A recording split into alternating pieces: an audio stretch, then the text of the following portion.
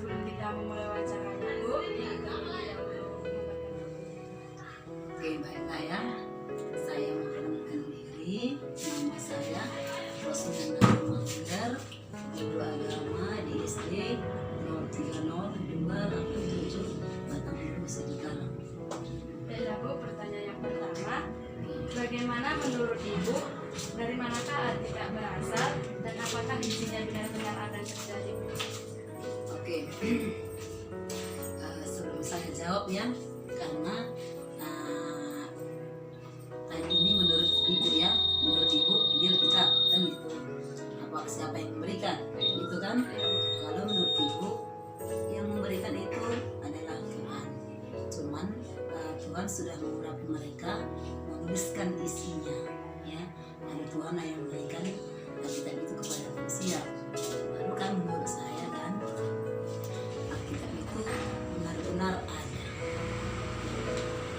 Ibu, pertanyaan selanjutnya, siapakah Allah itu dan bagaimanakah sifat-sifat Allah itu, Bu? Oke, menurut saya Allah itu adalah Allah yang menciptakan langit dan bumi. Lalu kalau menurut saya Allah itu adalah Tuhan semesta alam yang menciptakan semuanya, alam dan isinya. Lalu sifatnya kan, Iya, Bu, sifatnya. sifat-sifat Allah itu menurut saya dia baik ya, dia baik kepada manusia, dia selalu memperhatikan orang ya, dia selalu yang membimbing orang. Itu menurut saya. Baik, Bu, pertanyaan selanjutnya, bagaimana menurut Ibu, apa sajakah yang termasuk dosa dan apakah akibat dari dosa itu, Bu? Oke, menurut saya itu kan dosa berarti dosa yang umum lah ya kita buat ya, jangan dosa pribadi ya. Oke, menurut saya dosa itu adalah yang saya tahu kan dari Alkitab.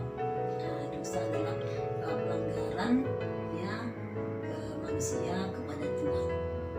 Atau bisa dikatakan dengan singkat tidak taat kepada Tuhan. Lalu akibat dosa tadi kan dari Alkitab, dari kejadian kita lihat ya, mereka dihukum ya, mereka diusir, misalnya dari taman Eden kan itu akibat dosa itu. Lalu kita putus hubungan kepada Tuhan.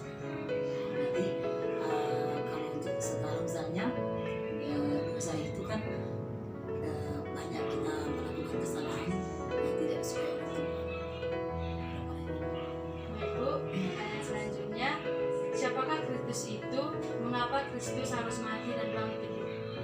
Oke, sudah panjang kan? Singkat saja. Oke, kalau memang menurut saya Kristus itu adalah Tuhan, ya, dia adalah Tuhan.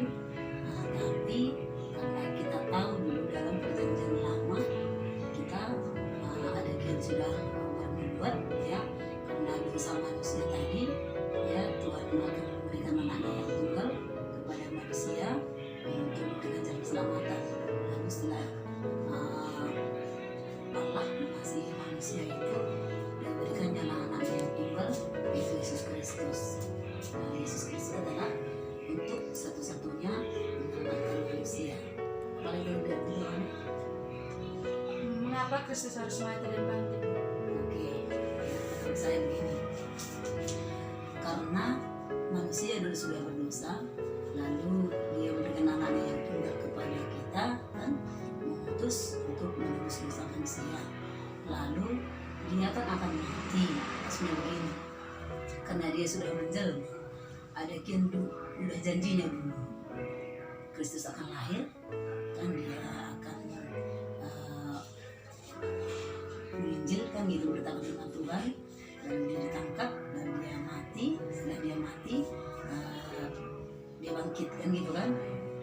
Dia bangkit baru dia kembali ke surga gitu. Itulah kalau menurut saya, berarti Kristus itu benar-benar ada. Baik, Bu, pertanyaan selanjutnya, menurut Ibu, bagaimana cara manusia dapat selamat dan masuk ke dalam surga, Bu? Oke, kalau menurut Ibu ya nggak pala susah-susah begitu kan. Kita kan disuruh hanya percaya. Ya kalau memang kita sudah percaya kepada Kristus, Kristus itu adalah juru selamat bagi kita, Kristus penyelamat orang di dunia, ya saya sendiri pun percaya kepada Kristus bahwa saya akan nanti jika sudah dipanggil akan ikut ke surga. Ada lagi? Ada Bu.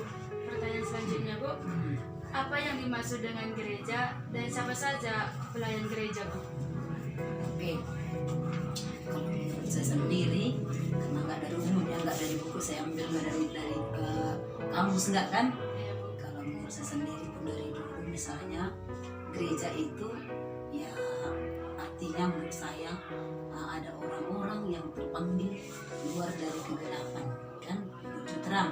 Maksudnya begini, ya dulu kan belum adanya gereja, itu kan menurut saya dulu pun waktu mengenal Tuhan kita baik dari kampung juga dari mana-mana belum adanya gereja, tapi ada satu tempat dulu kan, tempat untuk satu Tuhan.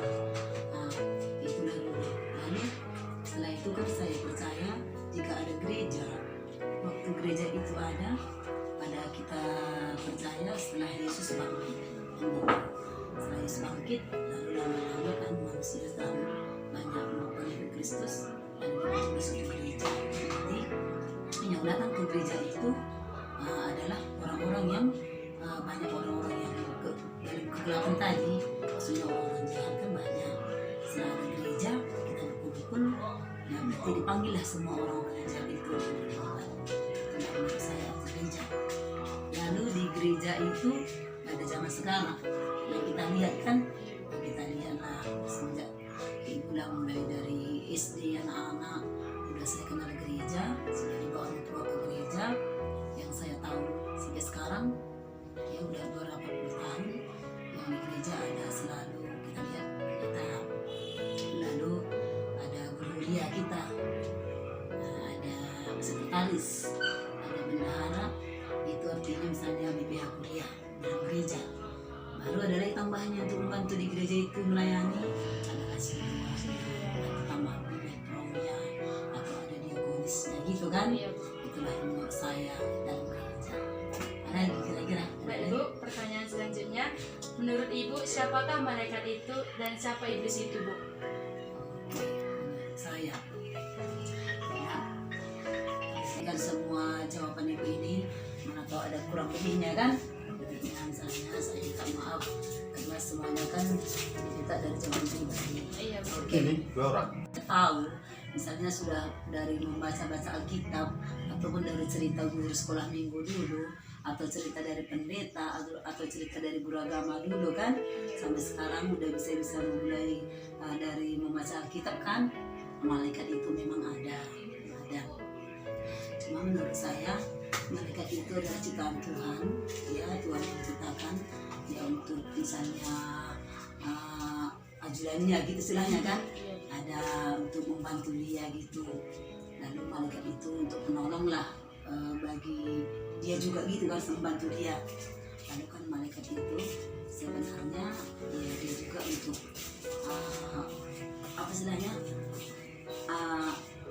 kayaknya tangan kanan Tuhan ya, dia tangan kanannya, ya dia tangan kanannya nanti untuk menanya manusia. Iya. Karena dialah untuk menjaga kita gitu. Jadi itulah kalau malaikat menurut ibu ya, dia mereka juga baik misalnya kan, dia untuk mengapakan kita semangat meluruskan jalan kita. Lalu kalau iblis kan, kalau yang ibu tahu iblis itu berbahaya kan, gitu kan. Iblis itu sebenarnya setan lah berarti kalau setan nggak baik kan gitu. Berarti kalau kita setan itu mengajari orang supaya masuk ke dalam dosa, memang nggak kita lihat, tapi sebenarnya iblis itu ada. Ibu, menurut Ibu, apakah yang terjadi pada saat kiamat? Apakah Ibu bersama Yesus saat itu? Oke, kan gini, sebenarnya kan kayaknya belum bisa kejawab ya, karena belum kita kiamat kata orang dari dulu kan. Iya. Sampai sekarang kita tunggu kan nggak ada. Nggak ada kan? Ada. Cuman ini tadi karena kita tentang keimanan aja. Kenapa ada kiamat? Kata kiamat ada dari Wahyu kan? Dari sini dasar kita. Kalau nggak kita nggak bisa jawab. Kalau itu bukan kiamat kita nggak percaya. Itu gitu kan? Kalau udah Tuhan datang ya udah dari zaman ya untuk menghibur orang kan gitu. Jadi kalau kiamat seperti ceritanya dari Alkitab Wahyu, semua katanya turun benda-benda langit, kan gitu. Yang terjadi misalnya gempa, ya yang nggak pernah terjadi, kan gitu kan. Nah, kalau menurut saya, memang takut sih, takut biasa, takut juga turun semuanya kan, takut lah.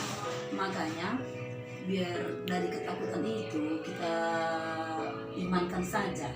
Seandainya pun Tuhan itu datang, kita nggak usah takut. Nah, kalau kita memang sudah percaya, kan surga itu katanya ada. Kalau aku tanya pun kali dari mana surga itu, kita belum tahu. Kamu belum tahu kan? Apakah surga itu satu tempat? Kan gitu kan? Kalau kita mau sekolah minggu, SD, hari itu jalan guru, SMA misalnya, surga tetap di atas. Katanya kan, itu kan hanya menghargai aja. Kenapa? Karena Tuhan itu ada di atas. Kan gitu kan, udah dibakukan bilang kan? Itu pemahaman kita. Lalu nanti setelahnya, kalaupun terjadi kiamat itu ada, kita yakin dan percaya. Kenapa kita yakin dan percaya? Karena setelah naik, kan gitu. Kita hanya menunggu. Udah berapa tahun? Berarti janjinya itu nanti pasti akan datang. Ya kan, nggak di umur kita, di umur anak kita, kan gitu kan? Cuma kita tetap percaya dan jaga. Seandainya misalnya sekarang kiamat itu, ya, aku udah yakin lah surga apa gitu, kan gitu kan? Jangan kita bilang nggak yakin, aku pasti ke surga, karena kita sudah percaya. Banyak kuncinya. Oke, apa lagi kira-kira dek? Baik Bu, terima kasih atas waktu Ibu dan kesempatan Ibu untuk saya wawancara. Oke, sebelum saya tutup kan, sebelum saya akhiri, ya baiklah semua yang Ibu jawab tadi, mulai jawaban yang pertama sampai jawaban terakhir ya. Ya Ibu bukannya orang pintar, ya enggak, tapi Ibu hanya memberikan sedikit ya jawaban Ibu terhadap tugasmu supaya bisa sedikit menambah iman kita ya. Kurang lebih jawaban Ibu itu Ibu minta maaf sama ya. Oke, itu aja. Selamat, semoga sukses ya. Ya, jika berangkat ataupun online kirimannya semoga diterima dosennya. Amin. Oke. Baiklah, sebelum kita memulai wawancara kita, ada baiknya kamu terlebih dahulu memperkenalkan diri. Baik Kak, saya akan memperkenalkan diri saya.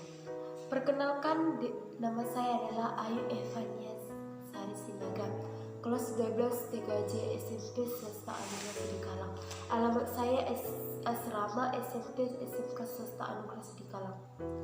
Baiklah, pertanyaan yang pertama itu bagaimana menurut kamu, dari manakah Alkitab berasal dan apakah isinya itu benar-benar akan terjadi? Menurut saya Kak, Alkitab itu berasal dari Tuhan Yesus Kristus dan sifatnya itu akan benar-benar terjadi. Baik, selanjutnya pertanyaan kedua itu siapakah Allah itu dan bagaimana sifat-sifat Allah itu? Allah itu adalah Maha Esa dan sempurna, dan sifat Allah itu Maha Kudus, Maha Kekal, dan Maha Tahu. Baiklah Dek, menurut kami itu sifat-sifat Allah itu ada Maha Kudus, Maha Tahu, dan Maha Benar. Nah, di sini saya akan menambahi sedikit jawaban kamu. Nah, sebetulnya itu sifat-sifat Allah itu begitu banyak, bukan cuma Maha Baik, Maha Kudus, Maha Tahu, tetapi ada Maha Kekal, ada juga kasih, ada juga tidak berubah dan setia, Maha Benar, dan itu yang terakhir bijaksana. Nah, maksud dengan roh dan jiwa. Manusia itu berasal dari Tuhan Allah Yesus Kristus dan roh itu adalah embusan napas yang diberikan oleh Allah, dan jiwa itu adalah akal pikiran dan hati nurani. Baiklah, pertanyaan selanjutnya itu apa saja yang termasuk dosa dan apa akibat dari dosa itu? Dosa itu banyak sekali yang saya ketahui Kak, dan pertamanya itu dosa itu ada dalam pencurian, dalam penjinahan, dan banyak sekali lah. Dan